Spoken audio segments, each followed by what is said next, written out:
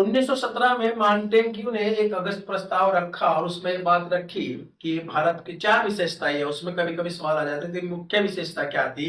तो उसमें पहली विशेषता ये थी कि भारत में स्वशासन की बात उसने कही थी कि स्वशासन की बात भारत में मांटेग्यू ने कही थी। और यही बात जो है 1919 में जब मांटेग्यू चेम्सफोर्ड अधिनियम बना उसका आधार बनी। कभी कभी सवाल इसमें से भी बन जाता है कि अधिनियम 1919 का आधार क्या था। तो 1917 का अगस्त प्रस्ताव जो कि मांटेग्यू ने दिया था।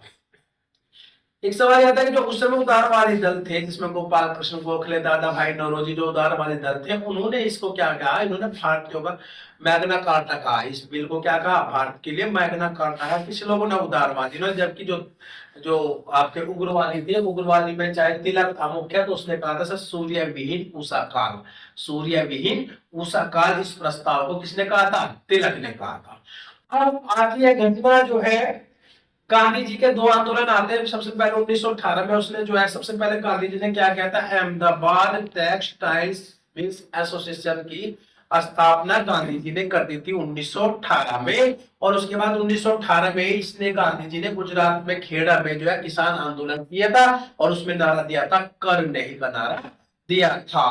तीन आंदोलन इनके लगातार हो गए थे, चंपारण का आंदोलन, अहमदाबाद मिल्स आंदोलन और खेड़ा खेड़ा आंदोलन। एक सवाल आता है कि ना क्रम से लगाए, तो सबसे पहले चंपारण, फिर अहमदाबाद और फिर खेड़ा। ये तीन आंदोलन के बाद गांधी जी जो है पूरे भारत के अंदर जो है क्षितिज पर एक सूर्य की तरह चमकने लगे गांधी जी। तीनों आंदोलन सफल आंदोलन गांधी जी के रहे, तो भारतीय राजनीति में एक क्षितिज यानी सूर्य के समान ये जो है पूरे आसमान में चमकने लगे। अब घटना घटती है भारत के अंदर 1919 का बात है। 19 मार्च 1919 भारत में जो है रोलेट एक्ट, एक अधिकार था रोलेट, उसी के नाम पर इस एक्ट का नाम रोलेट एक्ट है। इसे काला कानून कहा गया। काला कानून के अंतर्गत क्यों कहा गया इसको काला कानून, आज भी कोई अगर कानून आ जाता है तो लोग खाली पट्टी बांध के जो उसका विरोध करते हैं, तो उनको लगता है कि ये जो है जनता के हित में नहीं है। तो काला कानून इसलिए कहा गया था क्योंकि इसमें ये बात है कि बिना किसी जुर्म के किसी को भी गिरफ्तार किया जा सकता है। और फिर एक बात कही थी, ना कोई अपील, ना कोई दलील, ना कोई वकील। यह बात थी क्यों, तो इसे पूरे भारत में जो है जनमानस में एक तरह से उछाला गया। गांधी जी ने जो है एक आंदोलन इसके खिलाफ शुरू कर दिया। उसी के तहत जो है घटना घटती है 13 अप्रैल 1919, बैसाखी का दिन, जो कि पंजाबियों के लिए बहुत बड़ा पर्व होता है बैसाखी। और 13 अप्रैल का दिन था, बैसाखी का दिन था। और उस समय दो स्वतंत्रता सेनानी थे, डॉक्टर सत्यपाल और सैफुद्दीन किचलू, उनकी गिरफ्तारी हो चुकी थी। लोग जो है उनकी गिरफ्तारी का विरोध करने के लिए जलियांवाला बाग, एक जलियांवाला बाग था अमृतसर के अंदर, जो कि जल्दी नामक एक व्यक्ति ने बसाया था, तो इसीलिए उसका नाम था जलियांवाला बाग।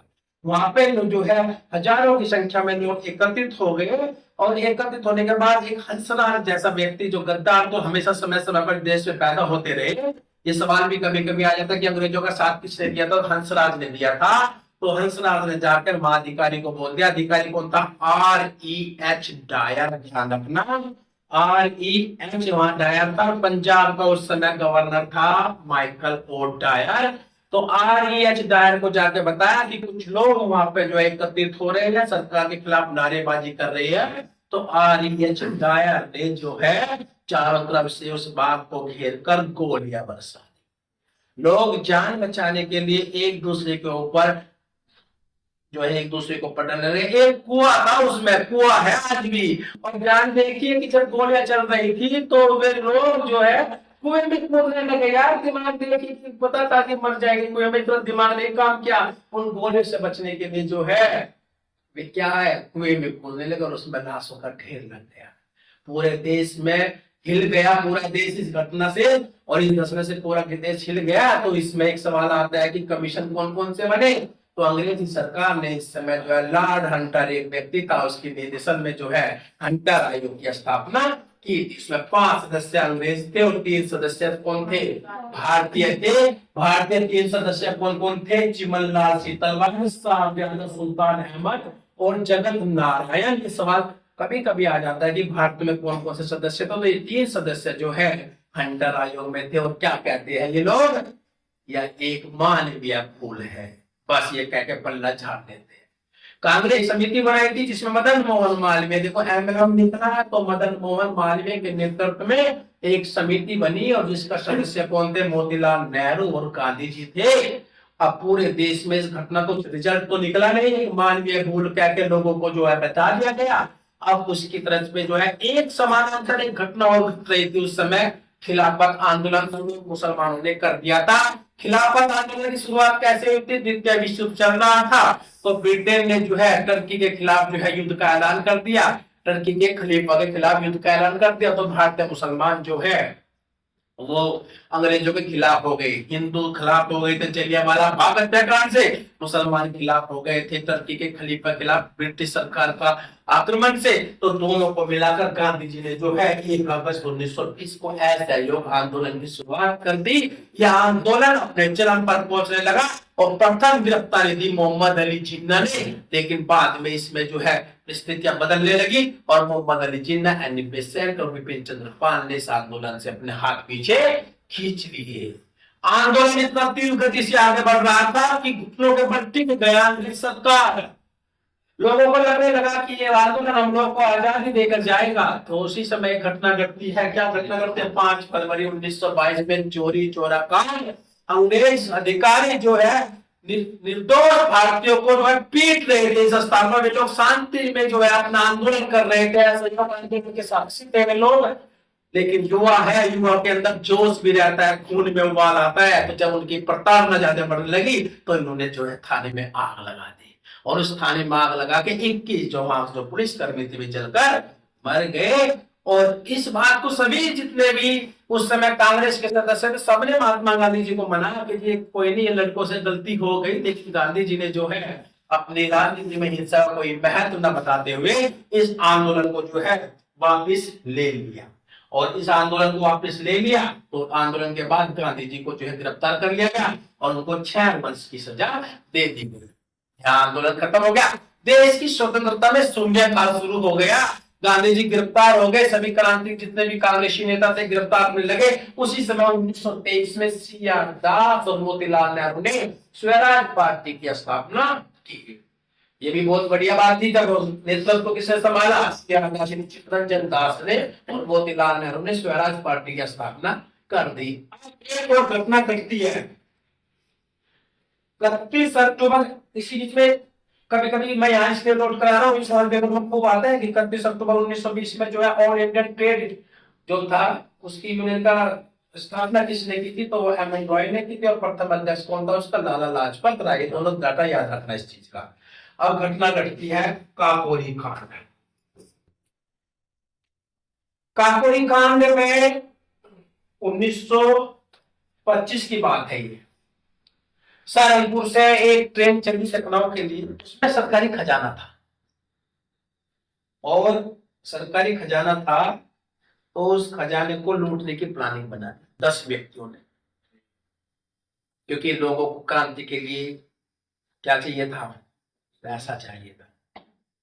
कौन थे वे लोग, सचिंद्र सान्याल द्वारा बनाए गए संगठन HRA, हिंदुस्तान रिपब्लिकन एसोसिएशन। ध्यान रखना इस चीज का, एक संगठन तैयार किया था सचिंद्र सान्याल ने, हिंदुस्तान रिपब्लिकन एसोसिएशन, जिसको 1928 में महात्मा भगत सिंह ने क्या कर दिया था, HSR।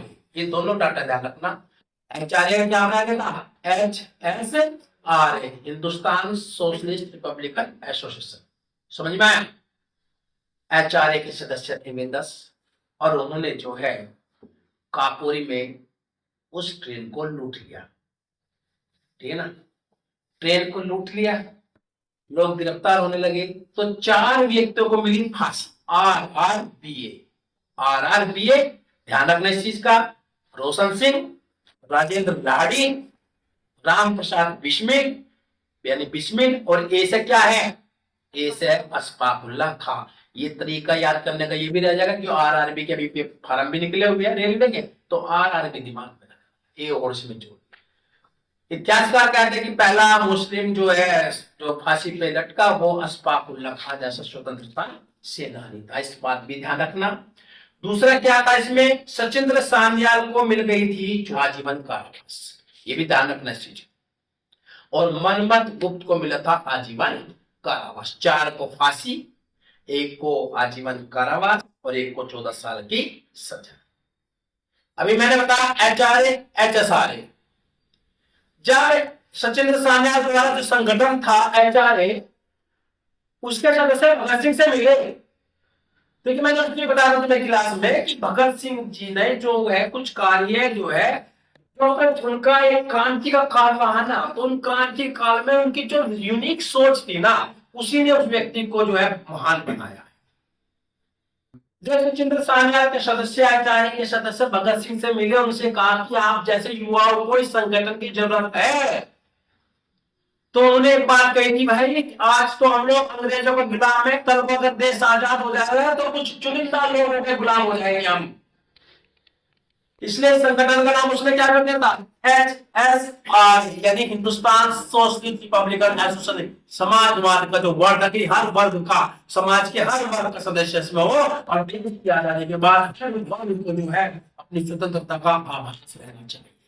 कि देश की आजादी के बाद आप तो अंग्रेजों को मिला, फिर कुछ चुनिंदा व्यापारियों के गुलाम हो, इसलिए उन्होंने ये घोषणा, अगर हम लोग सचिंद्र सान्याल की बात करें तो इसने इलाहाबाद में की थी, और HSR की स्थापना फिरोज शाह कोटला मैदान, दिल्ली। ध्यान रखना, एक करंट का सवाल है, फिरोज शाह कोटला मैदान जो दिल्ली में है, अब उसका नाम जो है अरुण जेटली मैदान हो गया, उसका नाम फिरोज शाह कोटला नहीं रहा। तो वहां भगत सिंह ने जो है HSRA की स्थापना की थी। उसके बाद जो है इसमें 1926 में जो है अखिल भारतीय महिला संघ की स्थापना हुई। 1927 में साइमन कमीशन आया, घोषणा हुई साइमन कमीशन की, और 1928 में साइमन कमीशन भारत आ